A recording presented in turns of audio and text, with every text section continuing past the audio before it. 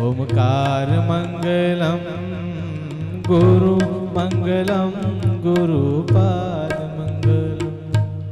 हरे कृष्ण कृष्ण कृष्ण हरे हरे।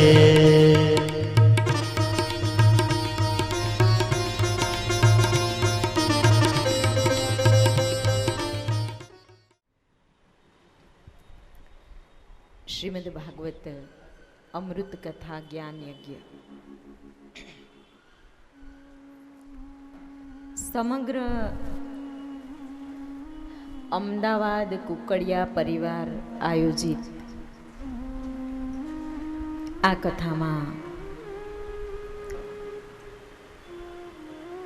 अमदावादमांथी अने बहारथी पधारेला दरेक भगवत चरणानुरागी कृष्ण चरणानुरागी भक्तों समग्र कुकड़िया परिवार तरफथी अने व्यासपीठ तरफथी आप बधानुं स्वागत छे। श्रीमद् भागवत कथानुं विवेचन एक अलग ज शैली में आपणे श्रवण करी रह्या छीए। बधा ज प्रकारना पाठ अने कथाओ आपणे जाणीती थई जाय ने पछी आपणी एकाग्रता ना रहे। तमने खबर हशे कि आपने हनुमान चालीसा आवड़े छे तो ये बोलता बोलता मन क्यांय फरतुं होय। जय आद्या शक्ति नी आरती आपने आवड़े छे तो ये बोलता बोलता मन क्यांय फरतुं होय। 9 में 9 कूड़ नाग सेवे 9 दुर्गान सीधू एकादशे 11 आवी जाय कदाच, अथवा तो एक ने एक 2 वार रिपीट थाय कारण के आपणुं जे मन छे क्यांक फरतुं होय। शास्त्र में पण एवुं ज छे के ज्यारे आपणने एक ने एक चीजनो अभ्यास थई जाय त्यारे आपणुं मन एकाग्रताने खोई बेसे छे। आ मनुष्य सहज स्वभाव छे के मन एक स्थाने टकतुं नथी अने एटले ज श्रीमद् भागवत शास्त्र में एक बहु सुंदर क्रम आपेलो छे अने एक क्रम छे ने आपणे जो एक आध्यात्मिक व्यक्ति तरीके जोईए तो बहु विशिष्ट क्रम देखाय छे, परंतु आपणे एक सामान्य मनुष्य के जे एक गृहस्थी छे, एक संसारी छे, एक विद्यार्थी छे ए रीते पण जोईए ने तो आपणने घणुं बधुं शीखवी जाय छे। अने आवती कालथी तो भगवान श्री कृष्ण परमात्मानी 10म स्कंदनी गाथा शरू थवानी छे एटले कदाच आ वात कहेવાનો समय ना पण मळे। पण तमे जुओ श्रीमद् भागवतजीनो क्रम के सौथी प्रथम नारदजी देवर्षि नारदथी कथानो आरंभ थयो अने देवर्षि नारद थी कथानो आरंभ थयो। देवर्षि नारद कोण छे? ए मन छे अने ए शुद्ध मन छे, पवित्र मन छे। मन थी कथानो आरंभ थयो। जो एवुं ना समजता के अहींया आपणे 7 दिवस भागवत श्रवण करी लीधा पछी आपणे छूटता। बधाना घर मने खबर छे, हूँ घरे घरे प्रश्न पूछवा आवीश के तमे शुं याद राख्युं।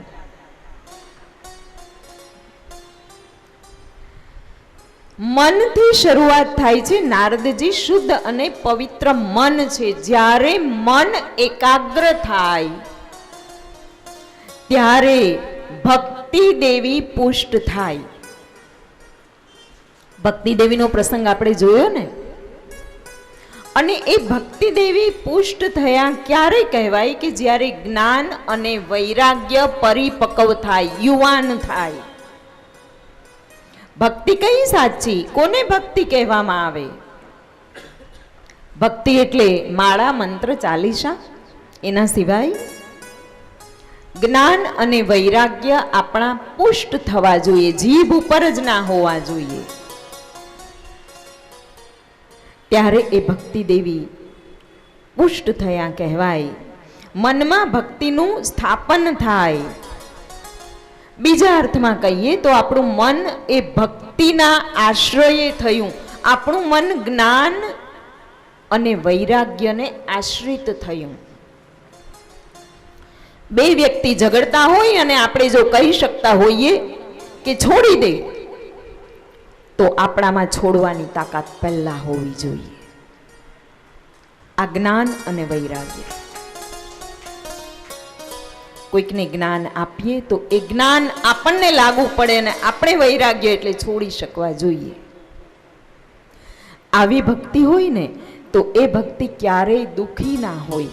એ ભક્તિ રડતી ભક્તિ ક્યારેય ના હોય. ભક્તિ કોણે કરી? આપણે કહીએ બહુ ભક્તિ કરીએ ને બહુ વિઘ્ન આવે ને બહુ દુઃખ આવે ને ભક્તિ કરે ને કસોટી આવે જ.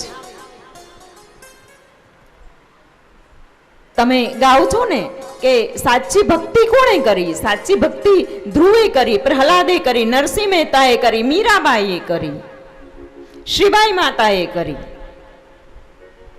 તો આ બધાના જીવનના કોઈ દુઃખના પ્રસંગ તમને ખબર છે? ગોરા કુંભારે કરી, નામદેવે કરી, જનાબાઈએ કરી. આ બધાના દુઃખના પ્રસંગ આપણને કોઈને ખબર છે? નથી ખબર. એમને ક્યાં દુઃખ પડ્યા છે? એ તો આપણે દુઃખ ગણી લીધા છે. એટલે જ્ઞાન વૈરાગ્યથી પુષ્ટ ભક્તિ જો હોય તો એ દુઃખી હોતી નથી. ત્યાર પછી શ્રીમદ ભાગવતજીમાં પ્રસંગ આવ્યો છે ધુંધુકારીનો. જ્યારે જ્ઞાન વૈરાગ્યથી પુષ્ટ થયેલા ભક્તિ દેવી મનમાં એટલે નારદજીથી પુષ્ટ થાય, નારદજીની પાસે એકાગ્ર થાય, ત્યારે મનમાં જે સંકલ્પ અને વિકલ્પ ચાલતા હોય. ધુંધુકારી શું છે? સંકલ્પ અને વિકલ્પ છે. ધુંધુકારી સંકલ્પ અને વિકલ્પ છે. અને એ ધુંધુકારી એટલે છે નહીં, સદેહ નથી, વાયવીય દેહ છે. અને જ્યારે હતો ત્યારે એણે સુંદર સારા મનુષ્યના ચામડાને છાજે એવા કર્મ કર્યા નથી. સંકલ્પ અને વિકલ્પ, કાં તો ભૂતકાળ અને કાં તો ભવિષ્યકાળ. આવું સંકલ્પ અને વિકલ્પ એટલે કે ધમાલ કરતો જીવ ધુંધુકારી, ઉત્પાત કરતો જીવ, એને ગોકર્ણનું શરણ મળે. ગોકર્ણ એટલે હરિનું ધામ. જુઓ, ગો એટલે ઇન્દ્રિયો. ગોકર્ણની એક નવી પરિભાષા છે. ગો એટલે ઇન્દ્રિયો અને કર્ણ એટલે કાનથી જેનું શ્રવણ કરવામાં આવે. આ કાન દ્વારા દરેકે દરેક ઇન્દ્રિયો આવી સુંદર ભગવાનની રસમય કથાનું શ્રવણ કરે. આ તો કાન સાંભળતા હોય ને આપણે એમ થાય કે સાંભળીએ જ છીએ, આપણે તો બરાબર જોકે ચડ્યા હોઈએ. ચડીએ ને. કાન જ્યારે કંઈક સાંભળતા હોય, આપણે કોઈક બે જણા વાત કરતા હોય ને એ વાત સાંભળી હોય તો કેવા આમ કાન દઈએ, આમ આંખ બંધ હોય તો બરાબર ઝીણું ઝીણું સંભળાતું હોય ને. આમાં કેમ આપણે ઊંઘ આવી જાય? એનો મતલબ એ છે કે આપણે ગોકર્ણની શરણાગતિ સ્વીકારી નથી. શ્રીમદ ભાગવત શાસ્ત્ર એ એટલું બધું અદ્ભુત અને પ્રતિકાત્મક ભાષામાં કહેવાયેલું છે ને કે આ શાસ્ત્રને આજે પણ મેનેજમેન્ટ સેક્ટરમાં ભણાવવામાં આવે છે, પણ ફક્ત એનું ટ્રાન્સલેશન ઇંગ્લિશમાં કરી દેવામાં આવ્યું છે. આ જગતમાં જેટલી શિક્ષા, જેટલા શાસ્ત્ર, જે કંઈ પણ ચાલી રહ્યું છે ને, બધું જ આ શ્રીમદ ભાગવત મહાપુરાણનું જ ચાલે છે.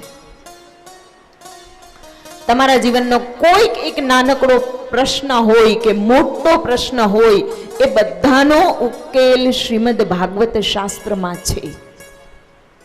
અને એટલે એને પૂર્ણ પુરુષોત્તમનું વાગ્મય સ્વરૂપ કહેવામાં આવ્યું છે. જ્યારે ધુંધુકારી સંકલ્પ અને વિકલ્પ એ ભગવાનના રસપાનના શરણે થાય એટલે ધુંધુકારી ધમાલ કરતો નથી, ઉત્પાત મચાવતો નથી, એને મોક્ષ થઈ જાય, મુક્ત થઈ જાય છે. અને ત્યાર પછી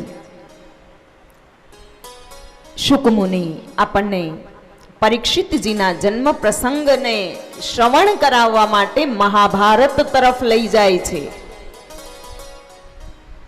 જ્યારે આપણે સાંભળજો, જ્ઞાન વૈરાગ્યને એકાગ્ર પુષ્ટ કરીને, એટલે પરિપક્વ કરીને, એટલે ભક્તિનું પ્રાગટ્ય કરી અને મનને એકાગ્ર કરીને જ્યારે બેઠા હોઈએ, આપણા સંકલ્પ અને વિકલ્પ જે છે એ ઈશ્વરના શરણે મૂકીને બેઠા હોઈએ, અને પછી આપણો પ્રવેશ મહાભારતમાં જો થાય તો આપણો જય થાય. યતો ધર્મસ્ તતો જયઃ. અને આટલી આપણે યાત્રા ના કરી હોય ને જો મહાભારતમાં પ્રવેશ કરી જઈએ તો આજે તો બધે મહાભારત જ ચાલે છે. ખબર છે ને આપણને? એક દીકરો એક દીકરીને જોવા ગયો. અમુક તક્યા કલામ હોય કે એ વાત આવી જ જાય એમ. અને એ દીકરાએ પસંદગી ઉતારીને માતા પિતાએ વાતો કરીને, જે કે ભવિષ્યના સાસુ થવાના હતા, એણે 50 વાતો પૂછી લીધી. સાસુને જે નહોતું આવડતું ને એ જ પૂછ્યું, તને આવડે જ? દીકરીએ હા પાડીને પછી છોકરા છોકરીની મીટિંગ ગોઠવાઈ ગઈ. દરવાજા ખુલ્યો એટલે ઓકે થઈ ગયું, ડન. ને હવે બેઠા સામ સામે, ને ઓલા ભાઈઓ બિચારા બે સુનમુન, કાંઈ બોલે નહીં, પૂછે નહીં. એટલે પછી આ દીકરાના પપ્પાને દીકરાની મમ્મીએ આમ કોણી મારીને કીધું કે હવે કાંઈક તો મોઢામાંથી બોલો, મગ ભરીને બેઠા જ થી. એટલે એને પૂછ્યું કે બેટા, તને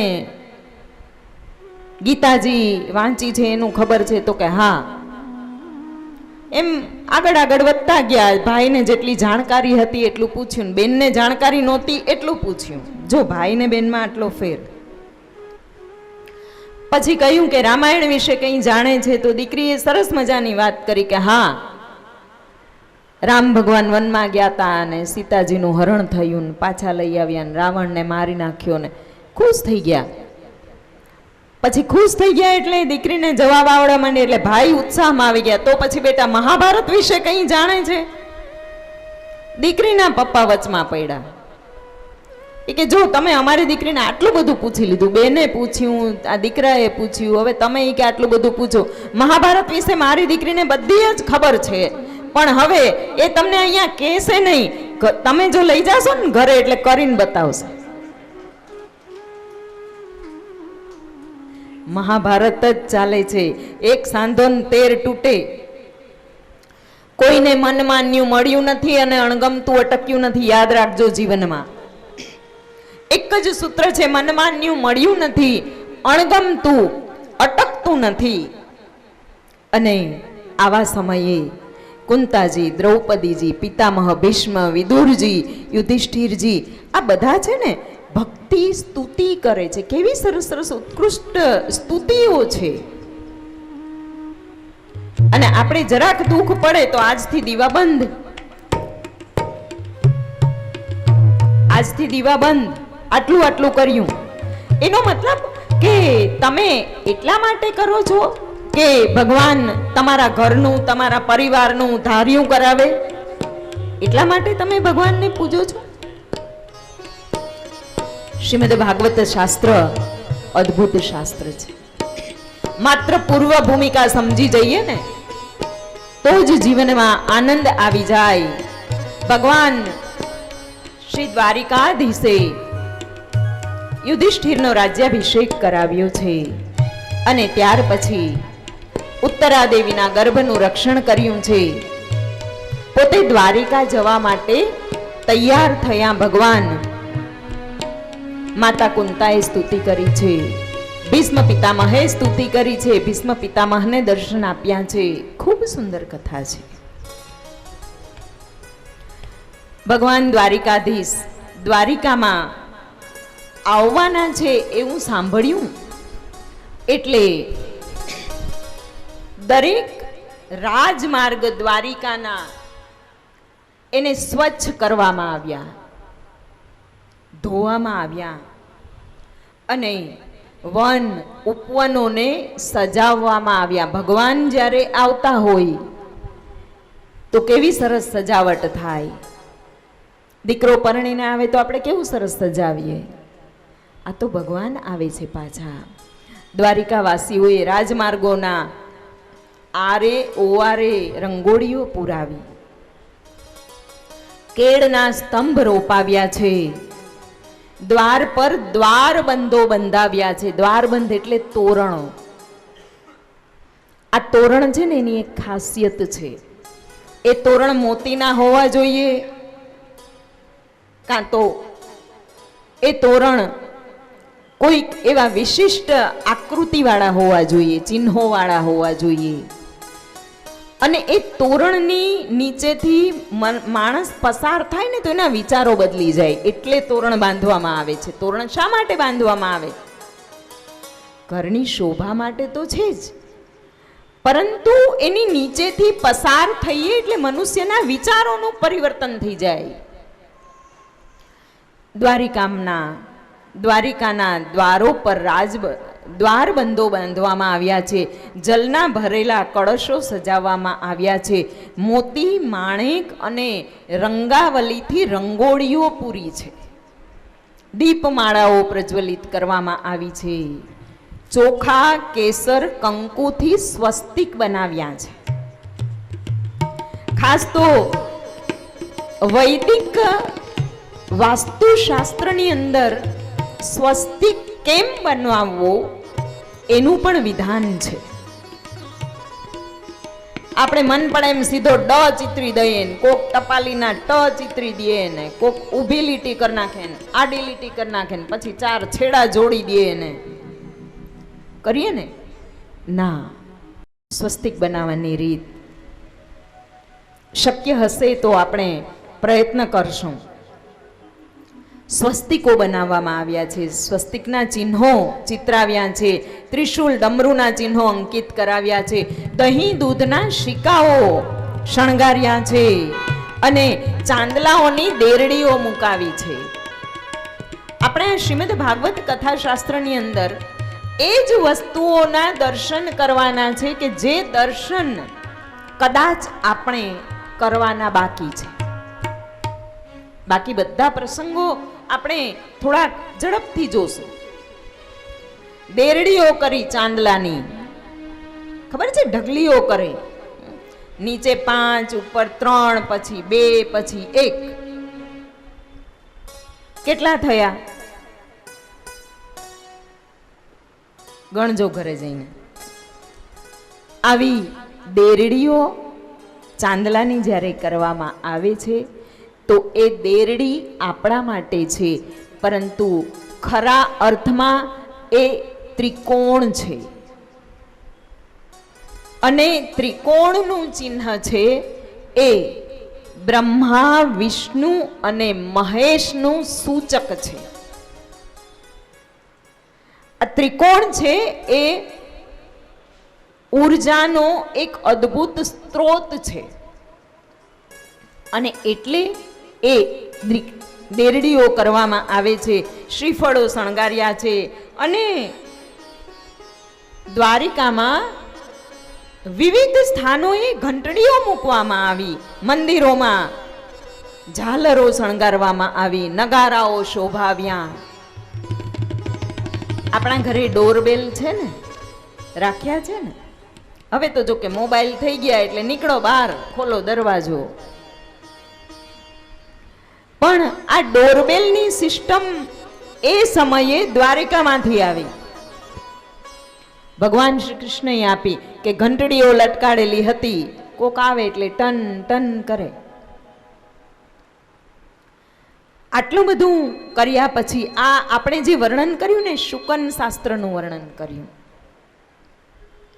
આને શું કહેવાય? શુકન શાસ્ત્ર કહેવામાં આવે છે. ગામડામાં કથાઓ સાંભળવા જાય ને તો હાથમાં ઘઉંના દાણા રાખે, ચોખાના દાણા રાખે. ઘઉં અને ચોખા અન્ન છે ને એ પણ શુકન શાસ્ત્ર છે. ક્યારેક એ ઘઉંના દાણા હાથમાં રાખજો, કેટલી એનર્જી અનુભવાય છે. એ એક ઘઉંના દાણાની અંદર જનરલી તો ઘઉંના દાણા રાખવામાં આવે છે. ચોખા તો પછી પાછળથી ભેગા ભેગા દોડીને સાથે થઈ ગયા. પણ કથા વાર્તા શ્રવણ કરીએ ત્યારે ઘઉંના દાણા રાખવામાં આવે છે, ચોખાના નહીં. કારણ કે ચોખો ઉગતો નથી. ઘઉંના એક દાણાની અંદર અનેક દાણાઓ પ્રગટ કરવાની ઉર્જા રહેલી છે, શક્તિ રહેલી છે. અને એટલે એ ઘઉંના દાણાઓ હાથમાં રાખે અને આ દીકરી સાસરે જાય ને તો મોતીના તોરણ લઈ જાય, ભરત ગૂંથણ લઈ જાય, ચાકરા ચંદરવા લઈ જાય, લોટી નાળિયેર ઈંઢોણી લઈ જાય. આજે ગામડામાં જઈએ ને તો ભીંત ઉપર સફેદ ખડીથી અલગ અલગ ચિત્રો ચિત્રેલા હોય છે. કોઈ હોટલ હોય ને કે જેનું નામ ગામડું હોય કે ગામડી હોય કે એમાં આજે આ જોવા મળે તો આપણને કેવું સરસ ગમે છે. આજે દીકરીઓને આ બધો સમય નથી. શાસ્ત્ર સુકન માટે એકાદું ખરીદી લે. પહેલા તો ભરતા બધા, ગૂંથતા, અને ગૂંથીને જે ભાવ ઉત્પન્ન થતો ને એ ભાવ આજે ઉત્પન્ન થતો નથી. આ બધા માંગલિક ચિહ્નો છે. આ માંગલિક ચિહ્નોના દર્શન કરવા માત્રથી, આ માંગલિક ચિહ્નોના સ્પર્શ કરવા માત્રથી અંતરમાંથી એક માંગલિક ભાવ જાગૃત થાય છે. આપણે સામયું કર્યું તો કળશો લઈ અને શ્રીફળ, લોટી અને ઈંઢોણી સાથે આવ્યા. કેમ? એક માંગલિક ભાવ પ્રગટ થાય. ઘરમાં આ બધા જ માંગલિક ચિહ્નો રાખવા જોઈએ. ધીરે ધીરે આપણે સંસ્કૃતિથી ખસી ગયા છીએ. પાછા આવશું શ્રીમદ ભાગવત શાસ્ત્રમાં, આપણે પાછા આવશું, ચિંતા ના કરતા. હસ્તિનાપુરમાંથી પરમાત્માને, ભગવાન શ્રી કૃષ્ણને ઢોલ, મૃદંગ, શંખ, ભેરી, વાજા, વીણા, નગારા, રણશિંગા અને ઝાલરો જેવા દશવિધ વાજિંત્રો વગાડી અને વિદાય આપવામાં આવી છે. અસંખ્ય પુષ્પોથી વૃષ્ટિ કરવામાં આવી છે અને ભગવાનના સ્તુતિ દર્શન કરી સૌ ધન્ય થયા છે. દ્વારિકામાં ભગવાનનું ખૂબ સુંદર સ્વાગત થયું છે. ભગવાને દ્વારિકામાં પ્રવેશતાની સાથે જ પંચજન્ય શંખ વગાડ્યો છે. અને આ પાંચજન્ય શંખ વગાડ્યો એટલે દ્વારિકાધીશ એ પોતાના આવવાની સૂચના આપી આખું દ્વારિકા હર્ષથી ઝૂમી ઉઠ્યું છે. ત્યાર પછી શ્રીમદ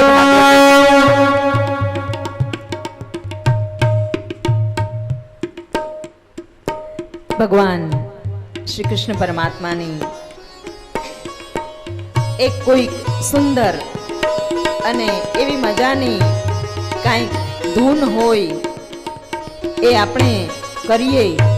કેમ કે ભગવાન જ્યારે દ્વારિકામાં આવ્યા છે તો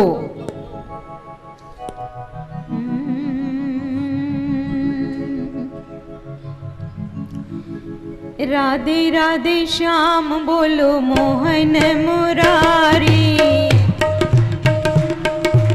મોહન મુરારી. રાધે રાધે શ્યામ બોલો મોહન મુરારી, રાધે રાધે શ્યામ બોલો મોહન મુરારી. હે મોહન મુરારી બોલો જય ગિરધારી, મોહન મુરારી બોલો જય ગિરધારી. હે રાધે રાધે શ્યામ બોલો મોહન મુરારી, રાધે રાધે શ્યામ બોલો મોહન મુરારી. મોહન મુરારી બોલો જય ગિરિધારી. મોહન મુરારી બોલો જય ગિરધારી. એ આપણા ભજનમાં કોણ કોણ આવે. આપણા ભજનમાં કોણ કોણ આવે.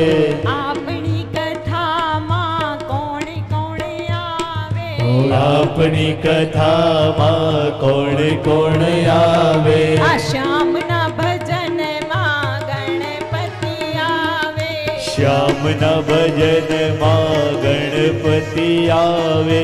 ગણપતિ આવે ને રિદ્ધિ સિદ્ધિ લાવે. ગણપતિ આવે ને રિદ્ધિ સિદ્ધિ લાવે. રિદ્ધિ સિદ્ધિ આવે ને ધૂન મચાવે.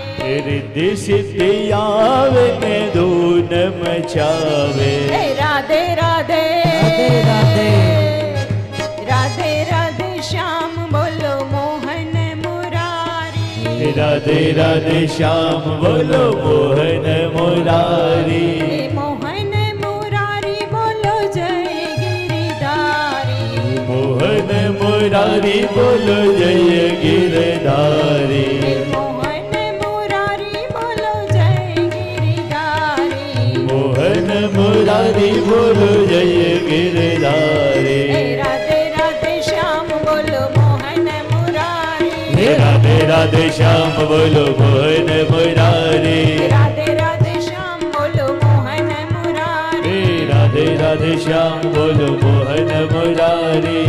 આપણા ભજનમાં કોણ કોણ આવે. આપણા ભજનમાં કોણ કોણ આવે. આપણા ભજનમાં વિષ્ણુજી આવે. આપણા ભજનમાં વિષ્ણુજી આવે. વિષ્ણુજી આવે ને લક્ષ્મીને લઈ આવે. વિષ્ણુજી આવે ને લક્ષ્મીને લઈ આવે. લક્ષ્મીજી આવે ને ધૂન મચાવે. લક્ષ્મીજી આવે ને ધૂન મચાવે. રાધે રાધે રાધે રાધે. રાધે રાધે શ્યામ બોલો મોહન મુરારી. રાધે રાધે શ્યામ બોલો મોહન મુરારી. રાધે રાધે શ્યામ બોલો મોહન મુરારી. રાધે રાધે શ્યામ બોલો મોહન મુરારી. મોહન મુરારી બોલો જય ગિરિધારી. મોહન મુરારી બોલો જય ગિરધારી. ગોવિંદ બોલો હરિ ગોપાલ બોલો. ગોવિંદ બોલો હરિ ગોપાલ બોલો. ગોવિંદ બોલો હરિ ગોપાલ બોલો. ગોવિંદ બોલો હરિ ગોપાલ બોલો. ગોવિંદ બોલો હરિ ગોપાલ બોલો. ગોવિંદ બોલો હરિ ગોપાલ બોલો. ગોવિંદ બોલો ગોપાલ બોલો. ગોવિંદ બોલો ગોપાલ બોલો.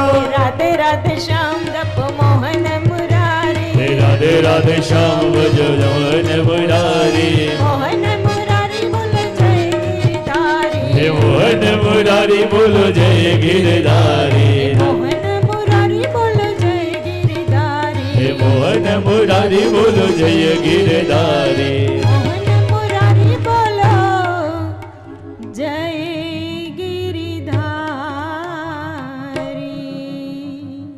શૌનક ઋષિએ ઉત્તરા દેવીના ગર્ભમાં ભગવાન શ્રી પ્રભુનું દર્શન પ્રાપ્ત કરનારા બાળકના જન્મ અને કર્મની કથા વિશે પૃચ્છા કરી છે. કહ્યું છે કે એ અંગુષ્ઠ માત્રમ મલમ સ્ફુરત પુર મૌલિનમ અપિચ્ય દર્શનમ શ્યામમ તડિદ્વાસ સમચ્યુતમ. એ દેખાવે અંગૂઠા જેવડા છે, પણ તેનું રૂપ, એનું સ્વરૂપ ઘણું નિર્મળ છે. અત્યંત શ્યામ શરીર છે. વીજળી જેવું ચમકતું પીતાંબર ધારણ કરેલું છે અને તેજોમયી ગદા લઈ અને ગર્ભમાં ભગવાને જેની રક્ષા કરી એના જન્મ અને કર્મની કથા અમને જણાવો. પરીક્ષિતજીનું રક્ષણ ઉત્તરા દેવીના ગર્ભમાં ભગવાને કર્યું અને એ પણ બ્રહ્માસ્ત્રના તેજથી એનું રક્ષણ કર્યું. બ્રહ્માસ્ત્ર એ એટલું બધું દાહક હોય કે એ જીવવા ના દે. ભગવાન જેમ ઉત્તરાના ગર્ભમાં જીવનું ચારે બાજુથી રક્ષણ કરે છે ને, એમ દરેકે દરેક જીવનું પણ ચારે બાજુથી રક્ષણ કરે છે.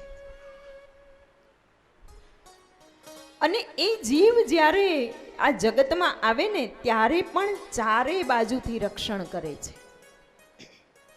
અને એ રક્ષાના મંત્રો છે આપણા શાસ્ત્રની અંદર. રામ રક્ષા સ્તોત્ર જો કોઈ કરતું હોય, રામ રક્ષા સ્તોત્ર કોઈ કરે છે? એક છે. દેવી કવચ કોઈ કરે છે? નિત્ય કરતું હોય. આ બધા રક્ષાના મંત્રો છે ને અદ્ભુત છે. આપણે બીજું ઉદાહરણ લઈએ. કોઈ સંધ્યા કરે છે 3 વાર, સવાર, બપોર, સાંજ.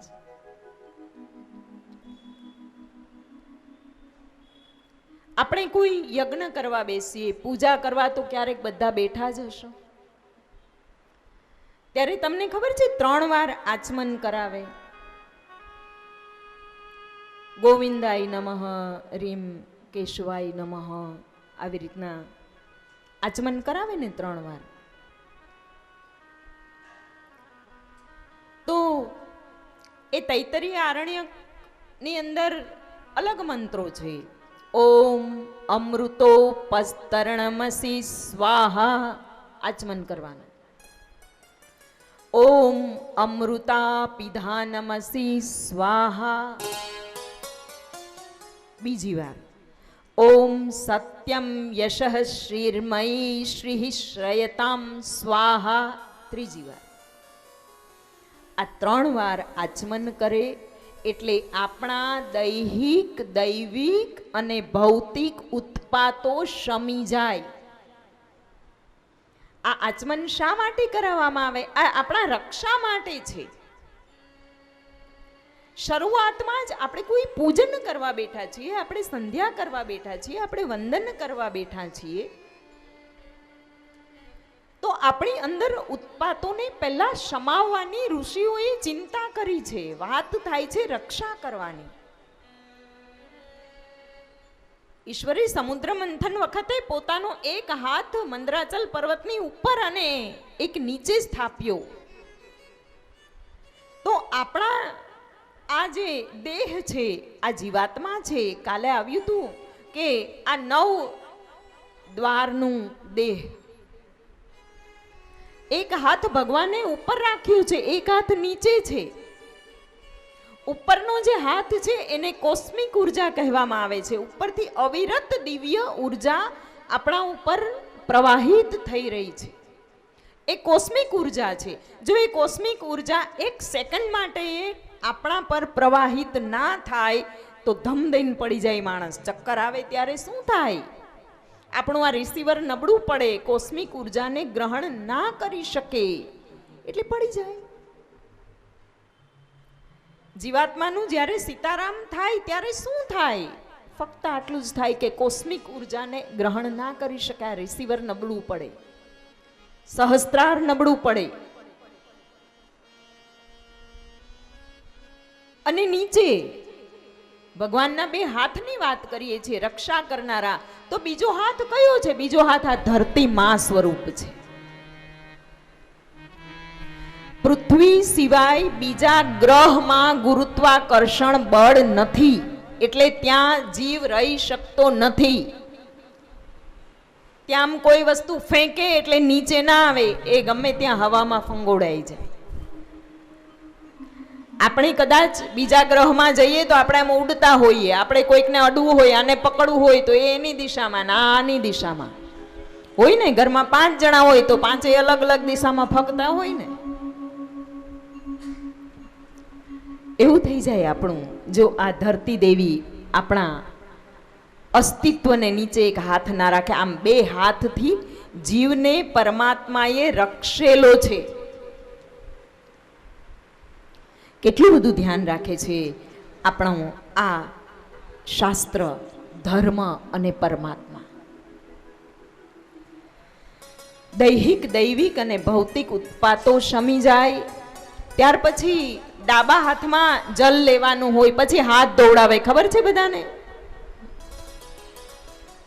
હું એમ નથી કહેતી કે તમે કર્મકાંડ શીખો, પણ હું એટલું તમને ચોક્કસ કહીશ કે કર્મકાંડમાં તમે શું કરો છો એ તો ખબર હોવી જોઈએ ને.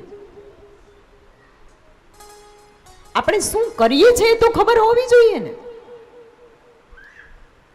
પછી હાથ ધોઈને ડાબા હાથમાં પાણી લઈએ અને પછી આપણને કે ભાઈ હવે હું કહું એમ તમારે પાણી છાંટવાનું, એટલે આપણે છાંટી દઈએ. અહીંયા છાંટા છટાવે, નાક અડાડાવે ને મોઢું અડાડાવે ને કાંઈક કરાવે.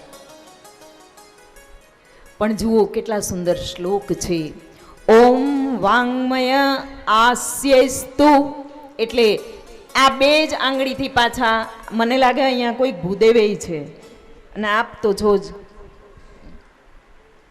આ જળ અડાડવું હોય ને તો આ 2 આંગળીઓથી અડાડાય છે. અને આ એક અનામિકા અને મધ્યમાં એક પૃથ્વી તત્વ છે અને એક વાયુ તત્વ છે.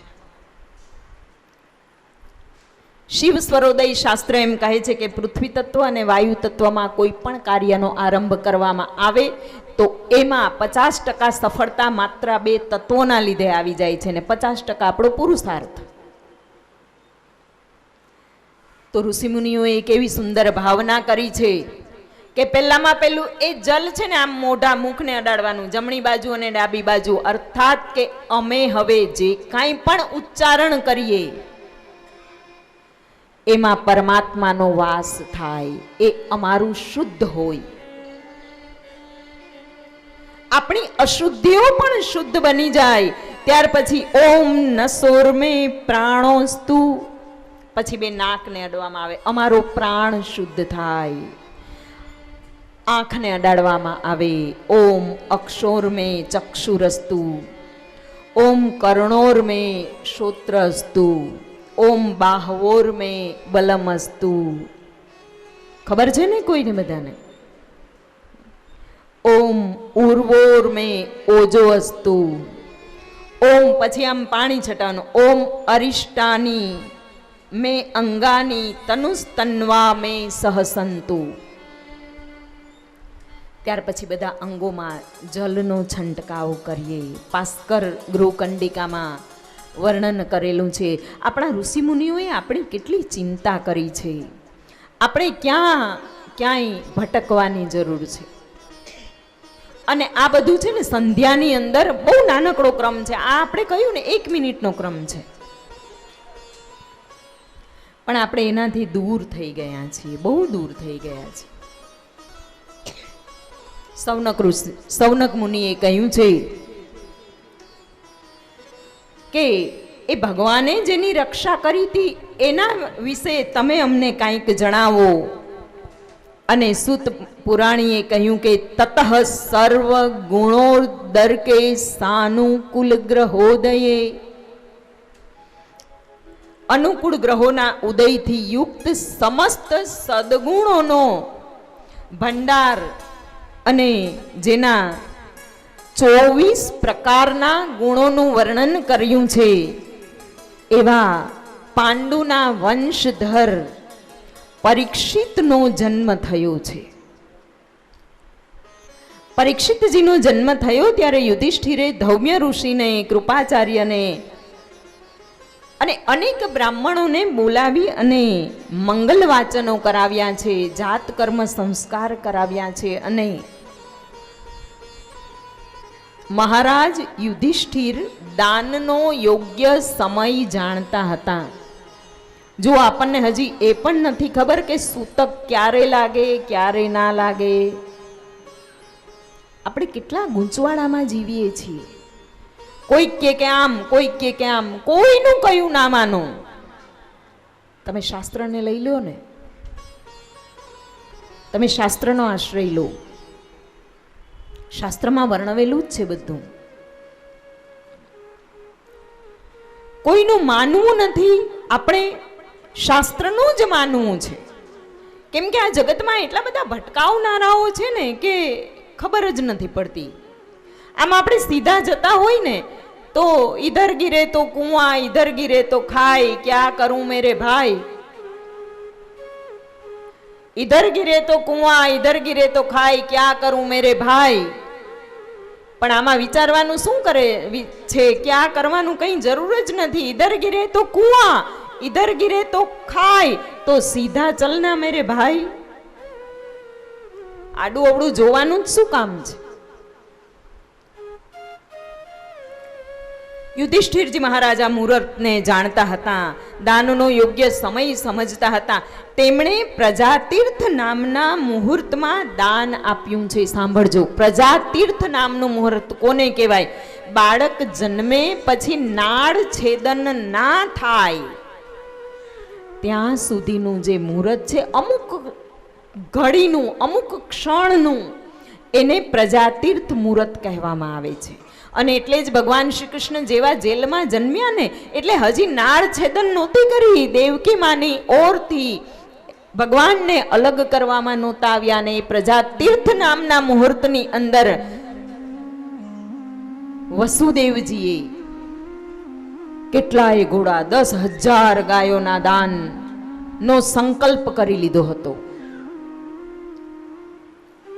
આને કહેવાય છે પ્રજાતીર્થનું મુહૂર્ત, નાળ છેદન પહેલાનો સમય. અને સ્મૃતિમાં કહેવાયું છે કે યાવન છિદ્યતે નાલમ તાવન નાપનોતી સૂતકમ. ત્યાં સુધી સૂતક લાગતું નથી, નાળ છેદન થાય પછી સૂતક લાગે છે. છિન્ને નાલે તતઃ પશ્ચાત સૂતકમ તું વિધીયતે. અને આ મુહૂર્તમાં આપેલું દાન અક્ષય હોય છે. સ્મૃતિએ બીજું એક વાક્ય કહ્યું છે કે પુત્રે જાતે વ્યતિપાતે દત્તમ ભવતી ચાક્ષયમ. એક તો પુત્ર જન્મ અને વ્યતિપાતના સમયે આપેલું દાન એ અક્ષય થાય છે. વ્યતિપાત કાલ હોય ને એમાં દાન આપીએ એ પણ અક્ષય થાય છે. ભગવાન વિષ્ણુએ જેની રક્ષા કરી હતી એ બાળકનો જન્મ થયો એટલે એનું નામ વિષ્ણુ રાત રાખવામાં આવ્યું છે. એ બાળકનો જેવો જન્મ થયો એટલે તરત જ એણે ગર્ભમાં જેનું દર્શન કર્યું હતું એને જોવા માટે ચારે બાજુ પરીક્ષણ કરવા માંડ્યા. એ અંગુષ્ઠ પ્રમાણ દિવ્ય પુરુષને શોધવા લાગ્યા. એટલે એનું બીજું નામ પરીક્ષિત પડ્યું છે. પરીક્ષિતજીના 24 સદગુણો. પરીક્ષિતજી મોટા થવા લાગ્યા છે. વિદુરજીના ઉપદેશથી ધૃતરાષ્ટ્ર અને ગાંધારી હિમાલયના દક્ષિણ ભાગે વનગમન કરે છે. અર્જુન ભગવાનને વડાવવા ગયા હતા, ત્યાંથી અર્જુને પાછા આવી અને ભગવાનના સ્વધામ ગમનના સમાચાર સંભળાવ્યા છે. અને માતા કુંતાએ તો તરત જ પોતે જે વસ્ત્ર ધારણ કર્યું હતું એ વસ્ત્રને પોતાના શરીર પર વીંટાળી અને યોગાગ્નિથી ત્યાં ને ત્યાં ભસ્મ થઈ ગયા. આને કહેવામાં આવે ભક્તિ. કલયુગમાં પણ મીરા કૃષ્ણની મૂર્તિમાં સમાઈ ગયા. આને કહેવામાં આવે ભક્તિ. અને પાંડવો દ્રૌપદીજીની સાથે હિમાલયમાં મહાભિનિષ્ક્રમણ કરી ગયા છે. પરીક્ષિત રાજાએ નવો રાજ્યાભિષેક કરી દીધો છે. પરીક્ષિત રાજાએ ભદ્રાશ્વ, કેતુમાલ, ભારત, ઉત્તર કુરુ, કિમ પુરુષ વગેરે ખંડોને જીતી લીધા છે. ઉત્તર રાજાની પુત્રી ઈરાવતી સાથે વિવાહ કરી અને 4 પુત્રો પ્રાપ્ત કર્યા છે. એકવાર પરીક્ષિતજીને ખબર પડી કે મારા રાજ્યમાં કલયુગ પ્રવેશ્યો છે, એટલે હાથમાં ધનુષ્ય અને સેના લઈ કલયુગને શિક્ષા કરવા ગયા છે. ત્યાં ધર્મ અને પૃથ્વીનો સંવાદ સાંભળ્યો છે. પરીક્ષિત રાજાએ આ કલીને 4 જગ્યાએ સ્થાન આપ્યા અને 5મી જગ્યાએ કલીએ માંગીને સ્થાન લીધું છે. એ 4 જગ્યાએ જ્યાં સ્થાન આપ્યા, 5મા સ્થાને માંગીને લઈ લીધું. ધર્મના 4 ચરણોને પુષ્ટ કર્યા. કથા આપણને ખબર છે. ધર્મના 4 ચરણોને પુષ્ટ કર્યા.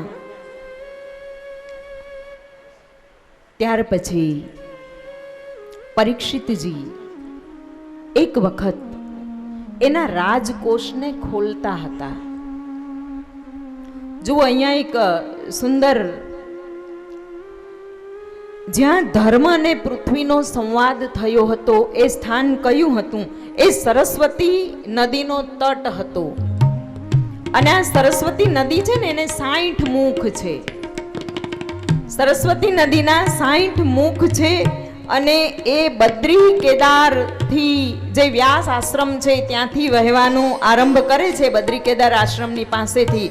તો એ છેટ સોમનાથ, અહીંયા સિદ્ધપુર પાટણથી સોમનાથ, આમ આ બધી જ જગ્યા આટલું ફરીને આવે છે. પ્રયાગરાજમાં જે ગુપ્ત કાશી કહેવાય છે ત્યાં પણ એનું વહેણ છે. હરિયાણાની અંદર જ્યાંથી સરસ્વતી નદી વહે છે ત્યાંની આ ઘટના છે. ત્યાં ધર્મ અને પૃથ્વીનો સંવાદ થયો હતો. આજે આ બધા જ લોકેશનો પકડાઈ ગયા છે. એટલે એવું સમજવાની જરૂર નથી કે આ ખાલી વાર્તા છે. કેમ કે આજકાલ આ ધર્મમાં અવિશ્વાસ કરાવનારા વધારે છે. યોગ્યતા ના હોય અને રસોઈયા બની જાય પછી શું થાય? યોગ્યતા ના હોય ને રસોઈયા બની જાય, કાં બાળે ને કાં બળે. કાં રસોઈ બાળે અને કાં પોતે બળે. યોગ્યતા ના હોય. એક બેને સુખડી બનાવી, લતા દીદી, એક બેને સુખડી બનાવી. ના ના, હજી સુખડી નથી બનાવી. એક ભાઈ દવાખાને ગયા, અને દવાખાને ગયા દાંતના ડોક્ટર પાસે. 2 દાંત પડી ગયા હતા. એટલે ડોક્ટરે રિપેરિંગ કરતા કરતા પૂછ્યું કે કેમ પડી ગયા, કેમ કરતા પડ્યા? તો કે આજે છે ને ઘરે અમારા ઘેરથી સુખડી બનાવી હતી. તો કે પણ આવી સુખડી હોય તો પછી ના ખવાય નહીં કે. તો કે તો સાહેબ 32 મુશ્કેલમાં હતા. આ 2 થી પૈતું થઈ લાઈટ, આ 2 થી પતી ગયું. બાકી 32 સંકટમાં આવત એમ સુખડી બની હતી. તો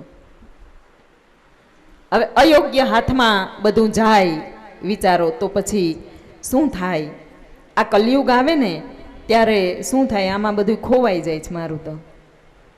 કેમ કે સમય ઓછો છે અને એમાં આ બધું ભેગું કરવાનું છે. આ કલયુગમાં શું થાય? એક ખૂબ સુંદર વ્યાખ્યા છે કે કલયુગની વ્યાખ્યા શું? કલયુગમાં શું થાય? કઈ આસમાન ના ટપકી પડે, જે હતું એ જ છે. પણ કલયુગમાં શિક્ષણ હોય. પહેલા ઓછું હતું, કલયુગમાં તો વધ્યું છે. કલયુગમાં શિક્ષણ હોય પણ ચારિત્ર્ય ના હોય. માણસ શિક્ષિત બહુ હોય પણ ચારિત્ર્ય વિહીન હોય. આ કલયુગની પહેલી નિશાની. કલયુગમાં ધર્મ હોય પણ ત્યાગ ના હોય. લાખો રૂપિયા ધર્મમાં આપી દે, પણ જ્યારે વાત આવે ને ભાઈઓની, કાલે એક બહુ સરસ ઉદાહરણ કહ્યું હતું કે દોસ્તાર બધાય હીરા જેવા અને ભાઈઓ બધાય સોના જેવા.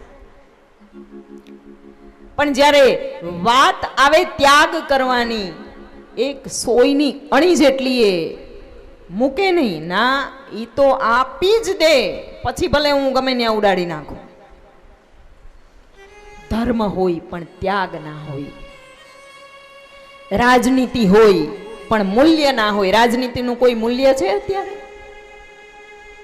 મિત્રતા હોય પણ નિસ્વાર્થતા ના હોય.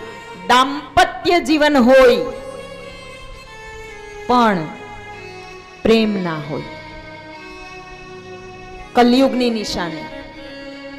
દાંપત્ય જીવન હોય, બે ભેગા રહેતા હોય, પણ પ્રેમ ના હોય. આ કલયુગની નિશાની.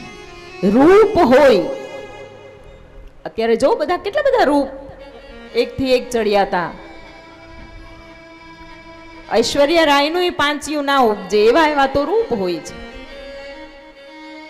રૂપ હોય પણ લજ્જા ના હોય. આ કલયુગનું લક્ષણ છે. સંબંધો હોય, સંબંધો 17 સાથે હોય પણ એ સંબંધોમાં કોઈ મર્યાદા ના હોય. મર્યાદા વગરના સંબંધો શું કરવાના? વાણી હોય પણ એ વાણીમાં તેજ ના હોય. આમ બોલે ને આમ ફરે. તેજવાળી વાણી એટલે શું? અહીંયા આમ જલ સ્પર્શ શા માટે કરાવવામાં આવે?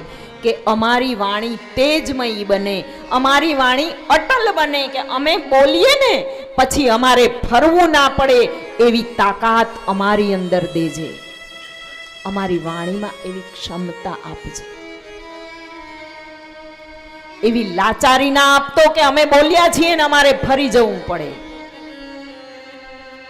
કલયુગની અંદર વાણી હોય પણ તેજ ના હોય. ખાવાનું અન્ન હોય, ભોજન હોય, વિવિધ પ્રકારની વાનગીઓ હોય.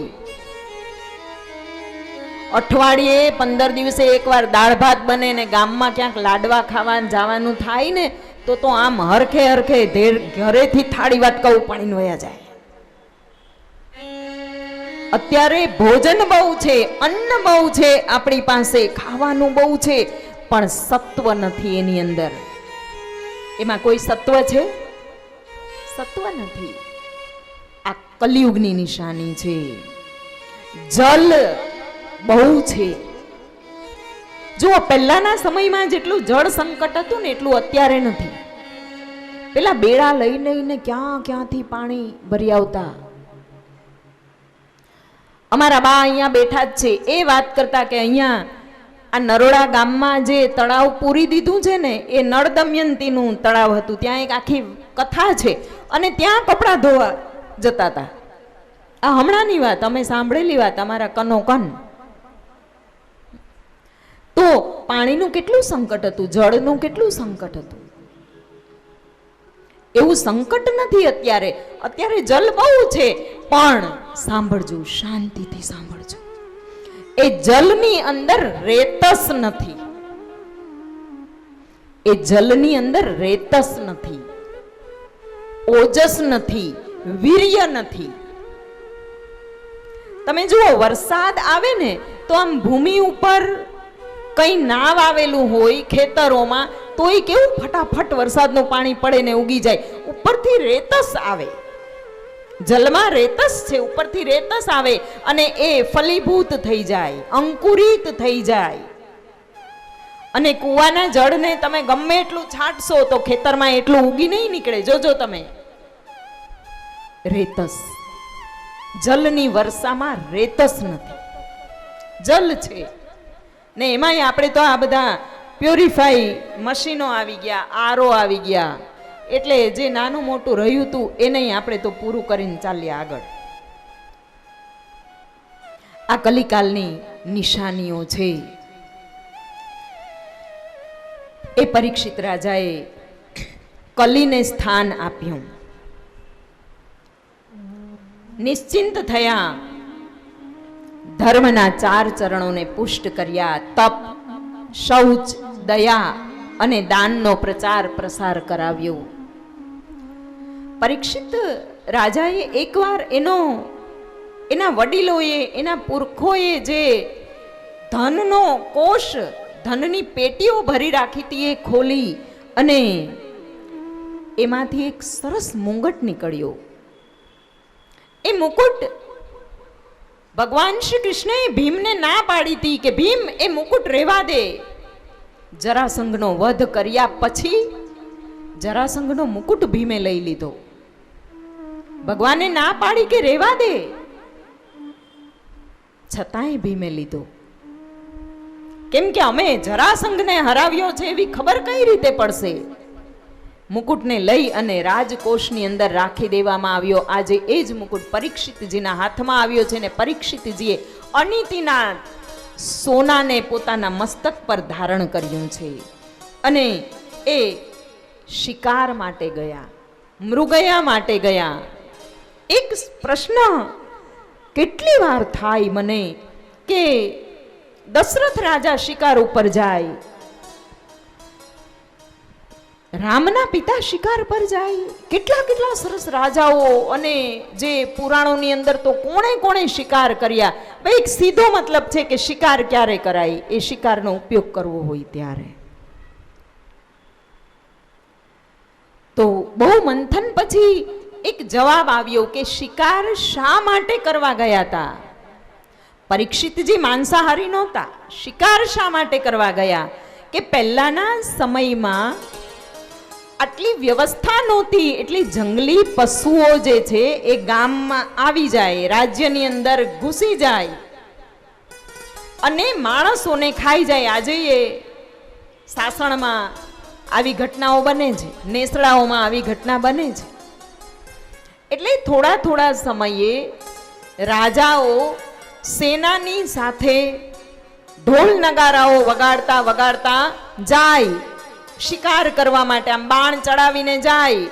જો કોઈ વધારે જંગલી જાનવર આવે તો એને મારવું પણ પડે, હટાવવું પડે. બાકી આવો સરસ અવાજ થાય એટલે આ બધા જ જંગલી પશુઓ નગરની સીમાથી દૂર દૂર બધા જતા રહે.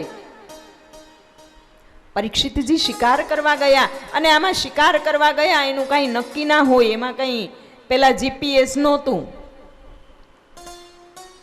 મોબાઈલ નહોતા એટલે જીપીએસ નહોતું. આ આપણા કોણ મુકેશ કાકા હતા ને, મુકેશ કાકાએ એટલું બધું આ જીપીએસ સસ્તું કરી દીધું ને. મુકેશ કાકા એટલે ઓળખો છો ને, ધીરુ બાપાના દીકરા.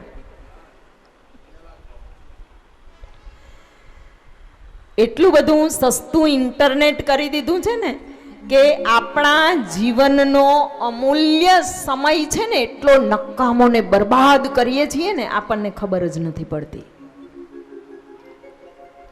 જીપીએસ નહોતું, પરીક્ષિતજી ભૂલા પડી ગયા અને પરીક્ષિતજી ભૂલા પડ્યા. ભૂખ અને તરસ લાગી, તેજ ઘટ્યું, શરીરમાંથી તપ ઘટ્યું અને જેવું તપ ઘટે ને એટલે વિકાર જાગે. તમારા મનમાં, મારા મનમાં વિકાર જાગે ને તો સમજો કે ક્યાંકથી તપ ઘટે છે, ક્યાંકથી તેજ ઘટે છે. મનુષ્યના મનની અંદર વિકાર જ ના જાગે તો સમજો કે એનું તપ છે, એનું તેજ છે. તપ ઘટ્યું, વિકાર જાગ્યો. શમીક ઋષિના આશ્રમમાં ગયા. શમીક ઋષિ સમાધિસ્થ છે, એની પાસે જઈ અને પાણી માંગ્યું. એને પાસે આસન માંગ્યો, આસન ના મળ્યું, જલ ના મળ્યું. ક્રોધ આવ્યો છે. વિકાર જાગે એટલે ક્રોધ આવે જ. ક્રોધ આવ્યો છે ત્યાંથી ક્રોધાયમાન થઈ અને નીકળી ગયા. પણ નીકળતા પહેલા એક મરેલા સાપને પોતાના બાણની અણીથી ઉપાડી અને શમીક ઋષિના ગળામાં નાખ્યો છે. શમીક ઋષિના પુત્ર શૃંગી ઋષિને કે જે પરમ તેજસ્વી હતા, પરમ તપસ્વી હતા, એને આ વાતની જાણ થાય છે અને એમણે પોતાના પિતાની સાથે અનાર્ય જેવો વ્યવહાર કરનાર એવા રાજાને તત્કાળ દંડ આપવા માટે કૌશિકી નદીના જલનું આચમન કર્યું છે. અને જેવું આચમન કર્યું એટલે એક સંકલ્પ કર્યો. કે છે ને બધા કે સારો વિચાર ના આવે, ટેન્શન થઈ જાય ને તો એક ગ્લાસ પાણી પી લેવું ઊભા થઈને.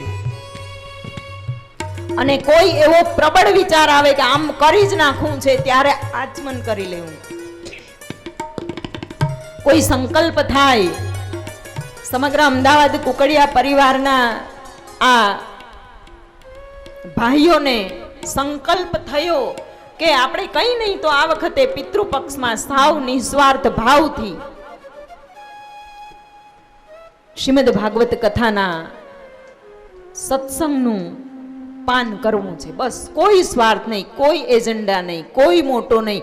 આ ધર્મ કાર્યની અંદર વળી એવો એજન્ડા રાખવો ને મોટો રાખવો ને આ બધું શું છે?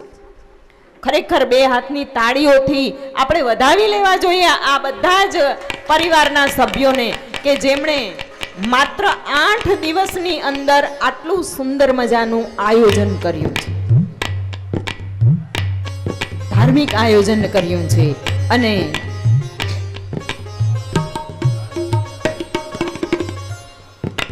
એટલે આવા પરીક્ષિતજી,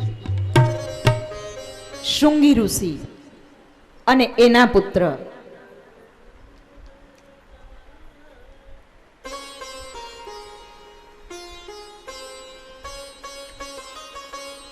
શમીક ઋષિના પુત્ર શૃંગી ઋષિએ હાથમાં કૌશિકી નદીનું જલ લીધું છે અને આચમન કરી અને એક સંકલ્પ કર્યો છે.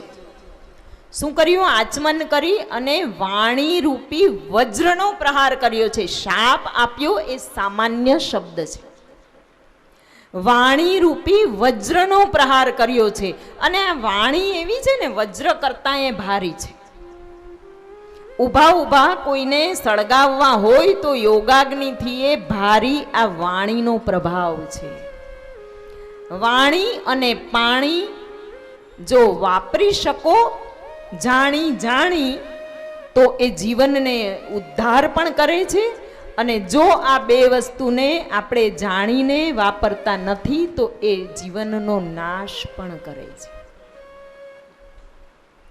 શૃંગી ઋષિએ સંકલ્પ કર્યો છે કે આજથી 7મા દિવસે આ કુળવાન રાજા પરીક્ષિતે મારા પિતાનું અપમાન કર્યું છે, મર્યાદાનું ઉલ્લંઘન કર્યું છે.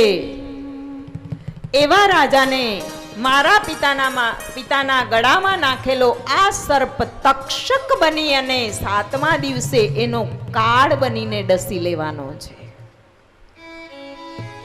જો શ્રીમદ ભાગવતજીમાં મૃત્યુની આગાહી 2 વ્યક્તિઓને થઈ છે. 2 વ્યક્તિઓને આગાહી થઈ.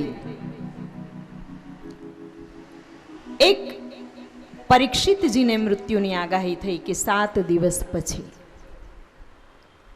અને બીજી મૃત્યુની આગાહી કંસને થઈ છે કે દેવકીનું 8મું સંતાન એ તારો વધ કરશે, કાળ બનીને આવશે. અને બંનેની જીવન શૈલીમાં કેટલો ફેર તમે જુઓ. એક 7 દિવસ માટે માત્ર 7 દિવસનો સમય મળ્યો છે. 7 દિવસમાં તો મૃત્યુના માથે પગ રાખી અને નીકળી ગયા. અને એક એ ઘણા બધા વર્ષો મળ્યા, પણ છતાંય વેર ભાવના વધતી ગઈ અને ભગવાનના હાથે મૃત્યુ દંડ લીધો. શ્રીમદ ભાગવત કથા ખૂબ સુંદર કથા છે. હવે આપણે એક પછી એક ખૂબ જ ઝડપથી પ્રસંગો પણ લેવાના છે. મુનિકુમારે પરીક્ષિત રાજાને શાપની જાણ કરી છે. પરીક્ષિતજીએ તરત જ પોતાના પુત્ર જન્મેજયજીનો રાજ્યાભિષેક કર્યો છે અને પોતે અનશન વ્રત લઈ, આમરણ અનશન વ્રત લઈ ગંગાજીના દક્ષિણ તટે પૂર્વાગ્ર દર્ભાસન પર ઉત્તરાભિમુખ થઈ અને બેસી ગયા છે.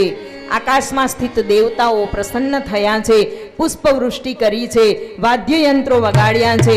જગતને પાવન કરનારા ઋષિ મુનિઓ પણ ત્યાં ગંગા તટે આવી ગયા છે.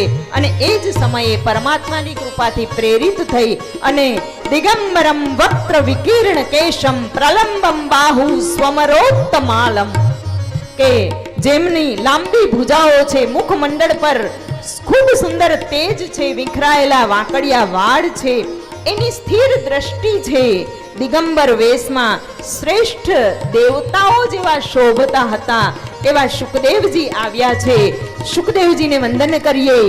યમ પ્રવજંતો મનુપેતમ પેત કૃત્ય દ્વૈપાયનો વિરહ કાતર આજુહાવ પુત્રેતિ તન્મયતયા તરવોભિનય દુસ્તમ સર્વભૂત હૃદયમ મુનિમાનતોસ્મી.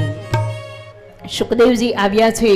આ શુકદેવજી વૈરાગ્યનો અંશ હતા, શિવ અંશ હતા. પરીક્ષિતજીએ એનું પૂજન કર્યું છે, વંદન કર્યું છે. 7 દિવસમાં મૃત્યુ આવવાની આટલી ખબર હોવા છતાં પણ જો વંદન કરી શકતા હોય તો એની સ્થિરતા કેવી હશે? આપણે અહીંયા કથામાં આવવાનું છે 8:30 વાગે એવી ખબર હોય અને 8 વાગે કોઈ મહેમાન આવે તો ભલે ને આપણે 8:30 ના આવતા હોય, અહીંયા તો આપણે 9 વાગે 9:30 આવીએ, પણ તોય 8 વાગે કોઈ મહેમાન આવે તો આપણે કહીએ અમાર કથામાં જવાનું છે. આપણી સ્થિરતા અને આ સ્થિરતામાં કેટલો ફેર છે, કેટલું અંતર છે. પરીક્ષિતજીએ યોગીઓના પરમ ગુરુ, યોગી નામ પરમ ગુરુમ, એનું સ્વાગત કર્યું છે અને પ્રશ્ન પૂછ્યો છે કે જે મનુષ્ય સર્વથા મરણાસન પર હોય એણે શું કરવું જોઈએ? કોનો જપ કરવો, કોનું શ્રવણ કરવું, કોનું ભજન કરવું, કોનું ચિંતન કરવું? હે દેવ, મારી પાસે 7 દિવસ જ બાકી છે. અને શ્રીમદ ભાગવતજીની અંદર શું શીખવાડવામાં આવ્યું છે ખબર છે તમને? આખી સમરી ઓફ શ્રીમદ ભાગવત મહાપુરાણ, તો એમાં માત્ર 4 વસ્તુ આવે. શ્રીમદ ભાગવત પુરાણમાં એટલું જ શીખવાડવામાં આવ્યું છે કે ક્યાં ટકવું, ક્યાં અટકવું, ક્યાંથી છટકવું. 3 વસ્તુ શીખવાડવામાં આવી છે. ક્યાં આપણે ટકવું, કયા પ્રકારના ભગવત ભજનો થતા હોય, કયા પ્રકારનો માહોલ હોય ત્યાં આપણે ટકવું, અને કયા વાતાવરણમાં જતા ક્યાંક આપણે ખોટી એન્ટ્રી લઈ લીધી હોય, વન વેમાં ઘૂસી જાય ઘણીવાર, ત્યાંથી આપણે યુટર્ન લઈ અને પછી કઈ રીતે છટકવું એ આપણને આવડવું જોઈએ. ક્યાં ટકવું, ક્યાંથી છટકવું અને ક્યાં જઈને, ના ગડબડ થઈ ગયું ને, ક્યાંથી ક્યાં ટકવું, ક્યાંથી છટકવું અને ક્યાં અટકવું. આટલી ખબર પડી જાય ને તો બધા જ સંવાદો સમજાઈ જાય આપણને. પરીક્ષિતજી અભય પદ પામવા માટે સર્વશક્તિમાન ભગવાન શ્રી કૃષ્ણની લીલામાં પરોવાઈ ગયા છે. સુખદેવજી મહારાજના મુખેથી ભગવાનના ગુણોનું વર્ણન શ્રવણ કરવા માટે આજીજી કરી છે અને સુખદેવ મુનિએ શ્રીમદ ભાગવતજીનું 13 શ્લોકમાં મંગલાચરણ કર્યું છે. 3 વાર મંગલાચરણ આવે છે, એક તો આરંભમાં, મધ્યમાં અને અંતમાં. અને આ 3 મંગલાચરણ છે ને એ શ્રીમદ ભાગવત મહાપુરાણની 3 સંધ્યાઓ છે. જીવનમાં બાળપણમાં ભગવાનને યાદ કરીએ, પછી એક બરાબર યુવાની આમ માથા ઉપર સૂરજ તપતો હોય ને ત્યારે ભગવાનને સાક્ષીમાં રાખવા, અને એક સૂરજ ઢળતો હોય ને ત્યારે ભગવાનને સાક્ષીમાં રાખવા જોઈએ. પરીક્ષિતજી મહારાજને શુક મુનિ સર્વપ્રથમ તો સૃષ્ટિનું વર્ણન કરે છે, વિરાટ સ્વરૂપની વિભૂતિનું વર્ણન કરે છે, અને ભગવાનના જે દશાંગુલ ન્યાય કહેવામાં આવ્યો છે, એક જ આ દશાંગુલ ન્યાય છે ને એ એક જ શ્લોક છે પુરુષ સૂક્તનો.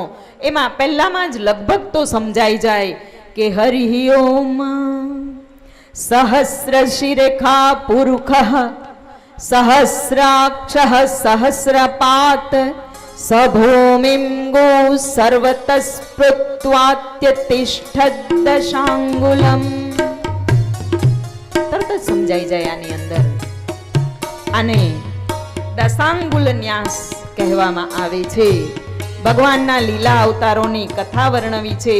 ભગવાને બ્રહ્માજીને ચતુશ્લોકી ભાગવતનો જે ઉપદેશ કર્યો હતો એ જ ઉપદેશ અહીંયા સુક મુનિએ પરીક્ષિતજીને શ્રવણ કરાવ્યું છે.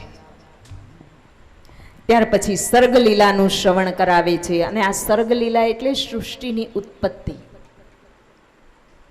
સૃષ્ટિની ઉત્પત્તિ સમગ્ર માનવ ઇતિહાસમાં જો કોઈ વિષય પર વધારે સંશોધન થયું હોય, વધારે મીમાંસાઓ થઈ હોય તો એ આ સર્ગલીલા પર અને આ સૃષ્ટિની ઉત્પત્તિ પર થઈ છે. ભૌતિક દ્રષ્ટિએ, વૈજ્ઞાનિક દ્રષ્ટિએ, ભૌગોલિક દ્રષ્ટિએ, આધ્યાત્મિક દ્રષ્ટિએ એના પર બહુ સંશોધનો થયા છે. શુકદેવ મુનિએ પરીક્ષિતજીને મૈત્રેય ઋષિ સાથે વિદુરજીનો થયેલો સંવાદ સંભળાવ્યો છે. અને જ્યારે અનેક અનેક અન્યાયયુક્ત આચરણો દ્વારા મહારાજ પાંડુના પુત્રોને પીડવામાં આવ્યા અને સાધુ શિરોમણી મહાત્મા વિદુરે રાજ્યનો ત્યાગ કર્યો અને પછી મૈત્રેય ઋષિને મળ્યા ત્યારે સંવાદ થયા. એ સંવાદો બધા શ્રવણ કરાવ્યા છે. જેમ સૌનકજીએ સૂત પુરાણીને કલિકાલ આવે છે ને એમાંથી બચવાનો ઉપાય પૂછ્યો, જેમ પરીક્ષિતજીએ શુક મુનિને 7 દિવસનું આયુષ્ય બાકી છે ને હવે શું કરવું એ પ્રશ્ન પૂછ્યો, એવી જ રીતે મૈત્રેય ઋષિને વિદુરજી જ્યારે મળ્યા ત્યારે પ્રશ્ન પૂછ્યો છે કે સુખાય કર્માણી કરોતિ લોકો નતૈ સુખ વાન્ય દુપારમવા વિંદેત ભૂયસ્તત એવં દુઃખમ યદત્ર યુક્તમ ભગવાન વદેન્ન. કહ્યું છે કે હે ભગવાન, હે મૈત્રેય ઋષિ, સંસારમાં બધા લોકો સુખ પ્રાપ્ત કરવા માટે કર્મ કરે છે, પણ એ કર્મથી નથી તો સુખ મળતું કે નથી તો દુઃખ ટળતું. એનાથી દુઃખમાં વધારો જ થાય છે. તો પછી જગતમાં લોકોએ શું કરવું જોઈએ એ કૃપા કરીને જણાવો. આ ઋષિ મુનિઓએ, સંતોએ, ભક્તોએ બધાએ પ્રશ્ન પોતા માટે નથી પૂછ્યા, પ્રશ્નો આખી સમષ્ટિ માટે પૂછ્યા છે. અર્થાત કે શ્રીમદ ભાગવત શાસ્ત્ર એ લેતા નહીં, આપતા શીખવાડે છે. જ્યારે આ કથાનું આયોજન થયું ત્યારે 4-5 વ્યક્તિઓ બેઠા હતા. તો એમાંથી જયંતિ કાકાએ કહ્યું કે પ્રસાદ મારો. ભીખુભાઈ બેઠા હતા. એટલે અમારા તો આમ તો ભીખુભાઈ કાકા નહીં, કાકા એટલે વડા બાપા થાય. એમણે કહ્યું કે ફલાણા દિવસમાં બધુંય મારું. રમેશ કાકાએ હતા કે આ મારું. રાજેશ કાકા હતા તો કે આ મારું. પછી હજી 1-2 વ્યક્તિઓ હતા, નામ ચૂકાય છે, પણ કે આ મારું, આ મારું. અને ત્યારે મને અંદરથી સ્ફૂર્ણા થઈ કે ભાગવત શાસ્ત્રનું અમારા યોગેશભાઈ હતા એ કે આ મારું. અને યોગેશભાઈ અને અમારા જગદીશ કાકાનું તો સમયદાન છે ને એનું, એ રાજેશ કાકા એના તો સમયદાનનું મૂલ્ય જ નથી થઈ શકે એમ, એટલું સુંદર સમયદાન છે. અને આમ આ મારું, આ મારે આપવાનું, આ મારા તરફથી, આ મારા તરફથી. આપણે કોઈને કાંઈ કેવું નથી. દરવાજા બંધ કરો અને ખુલ્લે દરવાજે ભાગવત કરો. જ્યારે આવું થયું ને ત્યારે મને આમ અંદરથી સ્ફૂર્ણા થઈ કે આ તો શ્રીમદ ભાગવતજીનો સત્સંગ એનો આરંભ થયા પહેલા જ આ શ્રીમદ ભાગવતના જે બધા નીતિ નિયમો છે એ સાકાર થવા લાગ્યા. ભાગવતજી આપતા શીખવાડે તો આ તો શરૂઆત પહેલા અપાવા માંડ્યું છે. એટલે હવે એ વાત નિશ્ચિત છે કે અમદાવાદ સમગ્ર કુકડિયા પરિવાર સાચા ધર્મની ઓથને જાણે છે, ધર્મનું તેજ જાણે છે અને એની પ્રગતિ થઈ રહી છે અને એમાં પણ વિશેષ પ્રગતિ થવાની છે. સુંદર મજાના આ બધા જ પ્રસંગોની અંદર બ્રહ્માજીને સૃષ્ટિનો વિસ્તાર કરવાનું મન થયું અને એમણે સંકલ્પ કર્યો. એમના શરીરના 2 ભાગ થયા. એમાંથી મનુ મહારાજ અને શત્રુપા દેવીનું પ્રાગટ્ય થયું. મનુ મહારાજ અને શત્રુપા દેવીએ રહેવા માટે પૃથ્વીની માંગણી કરી. એ સમયે પૃથ્વી રસાતલમાં પ્રવેશી ગઈ હતી. રસાતલમાં ગયેલી પૃથ્વીને બહાર લઈ આવવા માટે બ્રહ્માજીએ જેવો એક સંકલ્પ કર્યો છે, ત્યાં તો એમની નાસિકા પૂઠમાંથી એક વરાહનું નાનકડું બચ્ચું પ્રગટ થયું છે. જોત જોતામાં તો એ વિરાટ થવા લાગ્યું છે. એ વિરાટ બનેલા વરાહ નારાયણે એક છલાંગ મારી અને સમુદ્રના અંતિમ તલમાં પ્રવેશ કર્યો છે. પોતાની દાઢ નાક વડે સૂંઘી અને પૃથ્વીને શોધી દાઢો પર ધારણ કરી એ પૃથ્વીને બહાર લઈ આવ્યા છે. અને એ પૃથ્વીને જેવી સમુદ્રની સપાટી પર સ્થાપી મનુ અને શત્રુપા દેવીને આપી છે. એ પહેલા જ્યારે એ પૃથ્વીને લઈ આવતા હતા ત્યારે સમુદ્ર જલની અંદર જ એનો હિરણ્યાક્ષ દૈત્ય સાથે યુદ્ધ થયું છે. અને હિરણ્યાક્ષ દૈત્યને ભગવાન વરાહ નારાયણે પોતાના અપૂર્વ સામર્થ્ય અને અદ્વિતીય તેજથી એનો વધ કર્યો છે. ઉત્તાનપાદ મહારાજા અને શત્રુપા દેવીને આ પૃથ્વી સોંપી બ્રહ્માજીએ પોતાના જેવા જ સંતાનો ઉત્પન્ન કરી અને આ પૃથ્વીનું ભગવાન શ્રી હરિની ભક્તિ કરી, યજ્ઞ કરી અને આ પૃથ્વીનું પાલન કરવાની આજ્ઞા આપી છે. બોલો વરાહ નારાયણ ભગવાનની. નારાયણ નારાયણ જય જય ગોવિંદ હરે. નારાયણ નારાયણ જય જય ગોવિંદ હરે. નારાયણ નારાયણ જય જય ગોવિંદ હરે. નારાયણ નારાયણ જય જય ગોવિંદ હરે. નારાયણ નારાયણ જય જય ગોપાલ હરે. નારાયણ નારાયણ જય જય ગોપાલ હરે. ગોવિંદ હરી જય જય ગોપાલ હરી. ગોવિંદ હરે જય જય ગોપાલ હરે. ગોવિંદ હરી જય જય ગોપાલ હરી. ગોવિંદ હરે જય જય ગોપાલ હરે. બોલો નારાયણ નારાયણ જય જય ગોવિંદ હરી. નારાયણ નારાયણ જય જય ગોવિંદ હરે. ઓ નારાયણ નારાયણ જય જય ગોપાલ હરી. નારાયણ નારાયણ જય જય ગોપાલ હરે. ગોવિંદ હરી જય જય ગોપાલ હરી. ગોવિંદ હરે જય જય ગોપાલ હરે. હરે બોલ નારાયણ નારાયણ ગોવિંદ હરી. નારાયણ નારાયણ જય જય ગોવિંદ હરે. નારાયણ નારાયણ ગોપાલ હરી. નારાયણ નારાયણ જય જય ગોપાલ હરે. નારાયણ નારાયણ જય જય ગોવિંદ હરી. નારાયણ નારાયણ જય જય ગોપાલ હરે. નારાયણ નારાયણ જય જય ગોવિંદ હરી. મનુ મહારાજ અને શત્રુપા દેવી 3 પુત્રીઓ અને 2 પુત્ર એમના ગૃહસ્થાશ્રમના પરિપાક રૂપે થયા છે. આ 3 પુત્રીઓ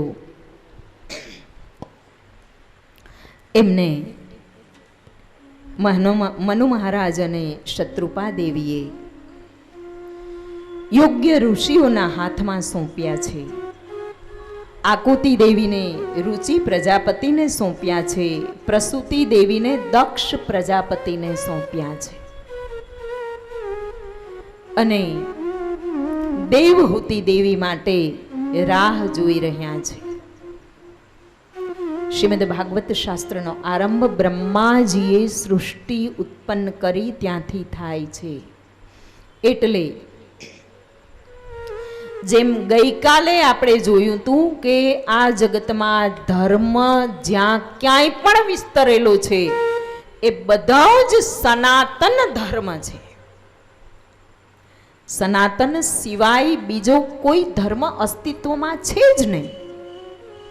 એ રીતે જગતમાં જે કોઈ પણ જીવ કે જે મનુષ્ય રૂપે પ્રગટ થયો છે એ પછી વર્ણ વ્યવસ્થા તો પછી આવી છે.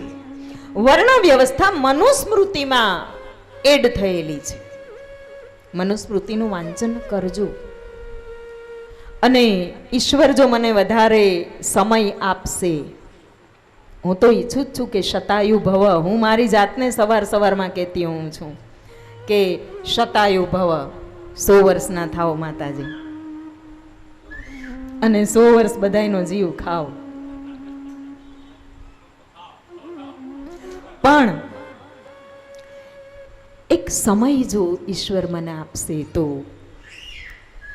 આ મનુસ્મૃતિના એક જે વાક્યો છે ને એનું અર્થમય ટ્રાન્સલેશન શોધી આવવું છે. પછી એ ભલે BHUમાં જવું પડે,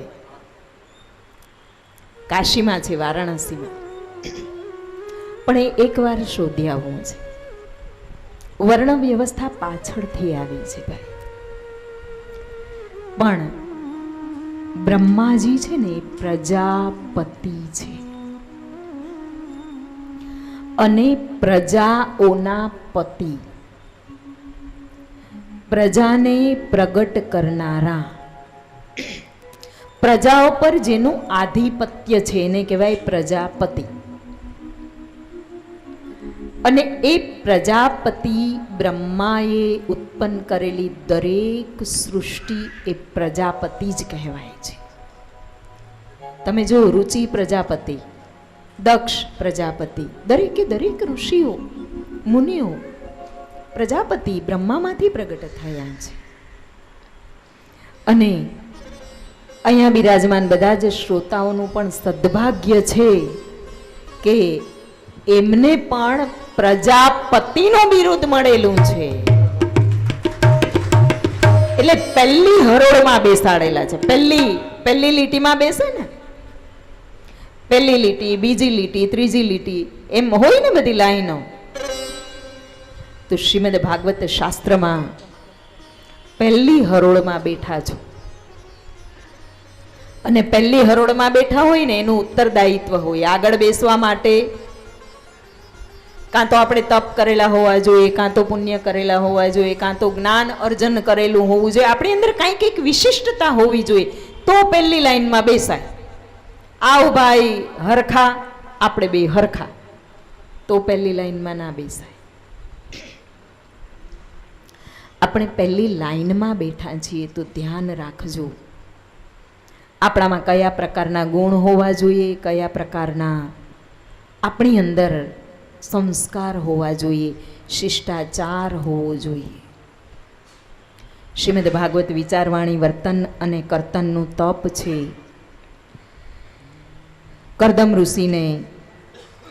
ઋષિએ 10,000 વર્ષ સુધી તપ કર્યું છે અને ભગવાન જ્યારે પ્રસન્ન થયા ત્યારે એમણે પોતાના જ જેવા સંસ્કારોવાળી, પોતાના જ જેવા લક્ષણોવાળા મનુષ્ય જીવનના 3 પુરુષાર્થો, ધર્મ, અર્થ અને કામને જાણનારા અર્ધાંગીની તરીકે દેવહૂતિ દેવીને માંગ્યા છે.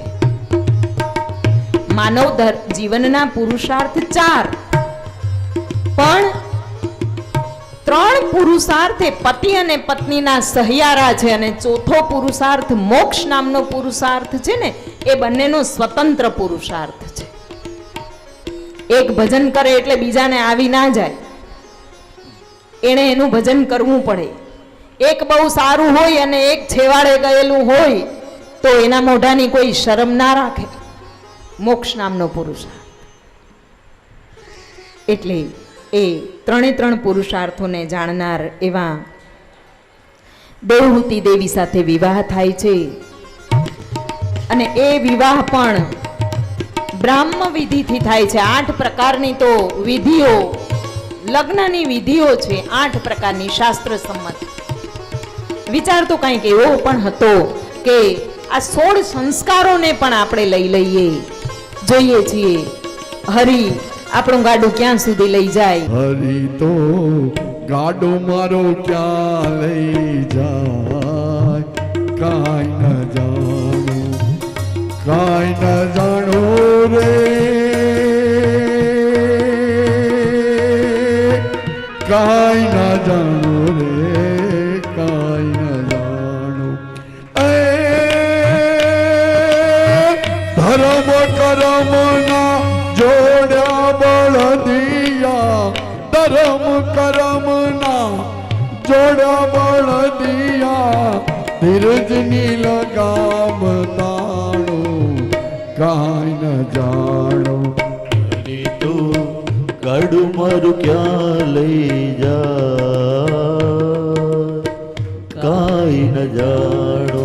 પ્રભુ તું ગાડું મારું ક્યાં લઈ જાય, કાંઈ ન જાણો. સુખ ને દુઃખના પૈડા ઉપર ગાડો હાલ્યો જાય, સુખ ને દુઃખના પૈડા ઉપર ગાડું મારું હાલ્યું જાય.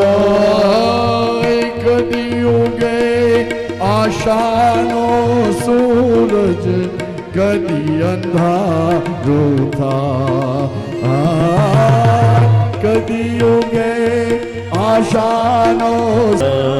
હરી હળવે હળવે હંકારે મારું ગાડું ભરેલું બારે, મારું ગાડું ભરેલું બારે. હરી હળવે હળવે હંકારે મારું ગાડું ભરેલું બારે, મારું ગાડું ભરેલું બારે. મેં તો દીધી લગામ હાથ હરી અવિધારે તો પાર લગાવે, હરી હળવે હળવે હંકારે મારું ગાડું ભરેલું બારે, મારું ગાડું ભરેલું બારે. ભાઈ રે ભાઈ રે ભાઈ રે ભાઈ રે, કે ધર્મ કર્મના જોડ્યા બળદિયા, ધર્મ કર્મના જોડ્યા બળદિયા, ધીરજની લગામ તાણું, કાંઈ ન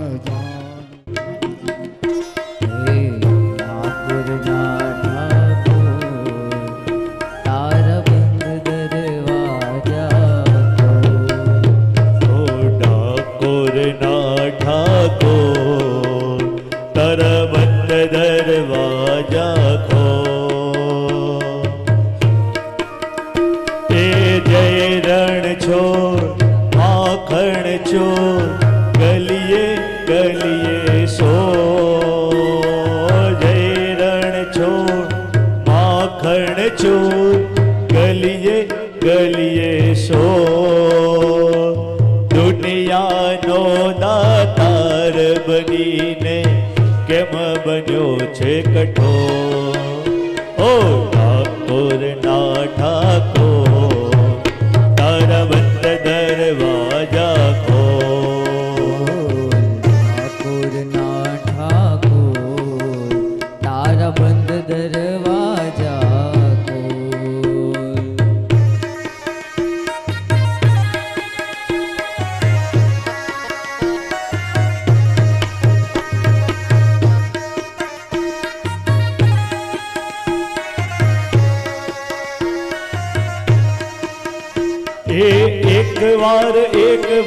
એક વાર મોહન મારે મંદિરીએ આવો રે.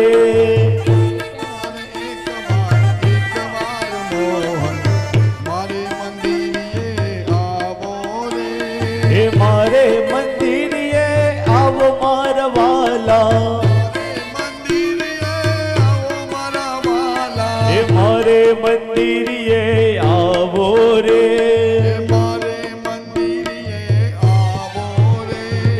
દ્વારિકાનો નાથ મારો રાજા રણ છોડ છે, એ એને મને માયા લગાડી રે.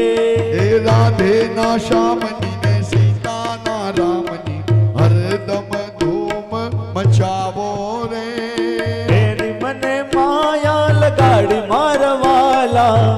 મને માયા લગાડી મારવાલા. એને મને માયા લગાડી રે. એને મને માયા લગાડી.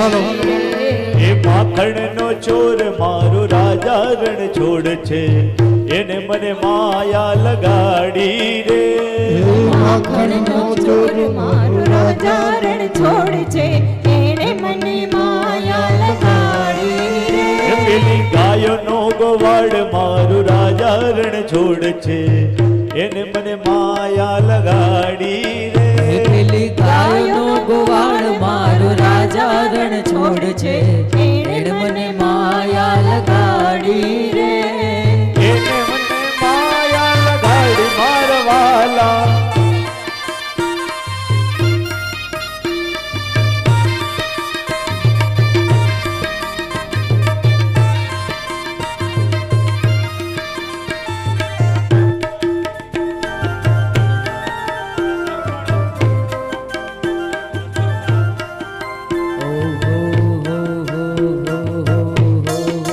એ મારો રસિયો રૂપાળો રંગ રેલિયો રે ઘેર જાવું ગમતું નથી.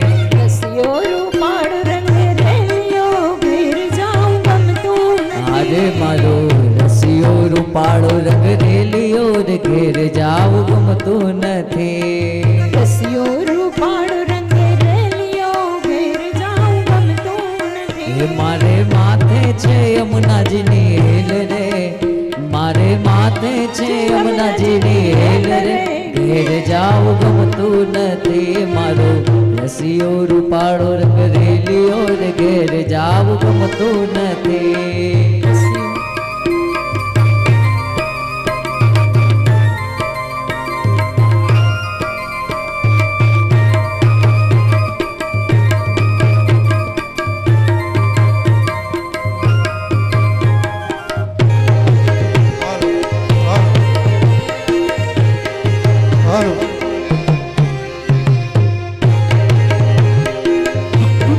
જય જય દ્વારકાધીશ. હો હો હો હો હો હો હો હો. કોનો મારો જીલવા હેડ્યો રે ગોપીઓ છેડે પડી રે. કોનો મારો જીલવા હેડ્યો રે ગોપીઓ છેડે પડી રે. કોના મારા ડાયો થાજે રે આજનો દાડો રેવા દેજે રે. કોના મારા ડાયો થાજે રે આજનો દાડો રેવા દે. કમર ઘાઘરા વાળી રે કોનાની વહુડું પાડી રે.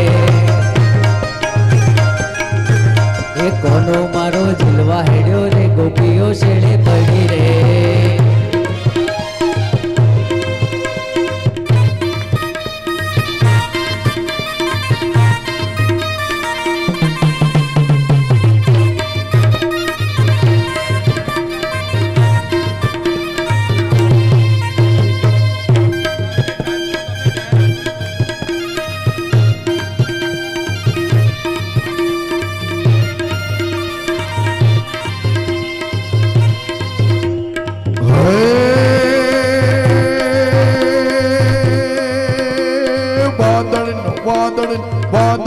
વાદળનો ગણગણાટ વીજળીનો ચમચમાટ મેહુલિયો થનગનાટ નાચે નાચે આજ રાધાને મળવાની ચુડલાનો ખણખણાટ મિલનનો ઝણઝણાટ જાગે જાગે હાલો ભીંજેલી ભીંજેલી ભીંજેલી ભીંજેલી ભીંજેલી રાધાના તલના તળવળે ભીંજેલી રાધાના દલનામાં તરવડાટ મિલનનો ઝણઝણાટ જાગે જાગે આજ ભીંજેલી રાધાના દલનામાં તરવડાટ મિલનનો ઝણઝણાટ જાગે જાગે રે જીર મિલનનો ઝણઝણાટ જાગે જાગે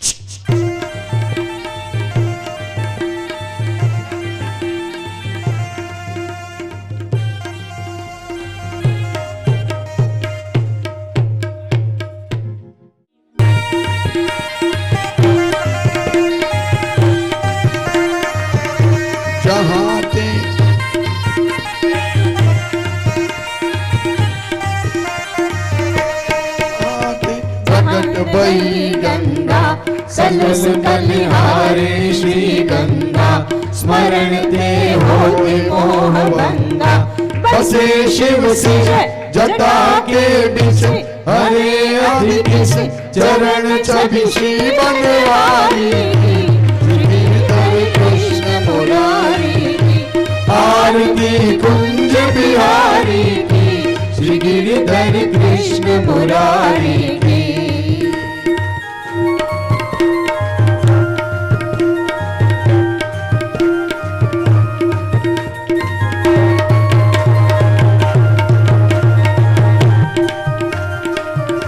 चमकते उज्जवल तट रेणु बज रही वृंदावन वेणु जहू दिश गोपी ग्वाल धेनु हसत मृग मंद चांदनी चंद करत भव रंग तेरे सुन दीन भिखारी की श्री गिरिधर कृष्ण मुरारी की आरती कुंज बिहारी की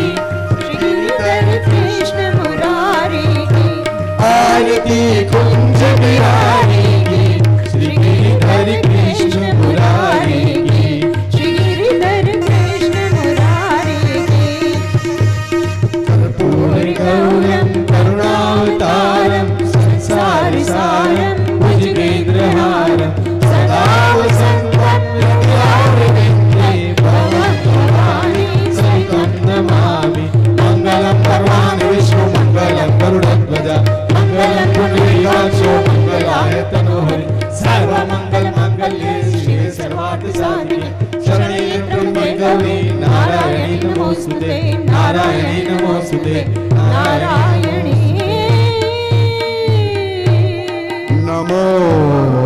नमोस्तुते त्वमेव माता च पिता त्वमेव त्वमेव बन्धु च सखा त्वमेव त्वमेव विद्या द्रविणं त्वमेव त्वमेव सर्वं मम देव देव त्वमेव वाचा मनसेन्द्रियैर्वा बुद्ध्यात्मना वा प्रकृते स्वभावा करोमि आद्यां सकलं परस्मै नारायणायेति समर्पयामि नारायणायेति समर्पयामि आदेशनी जय कृष्ण कन्हैया लाल की जय श्रीमद् भागवत भगवान की जय मात की जय बोलो भाई सब संतन की जय आज भारत के मात की जय आज के आनंद की जय आनंद कराने वाले की जय हरि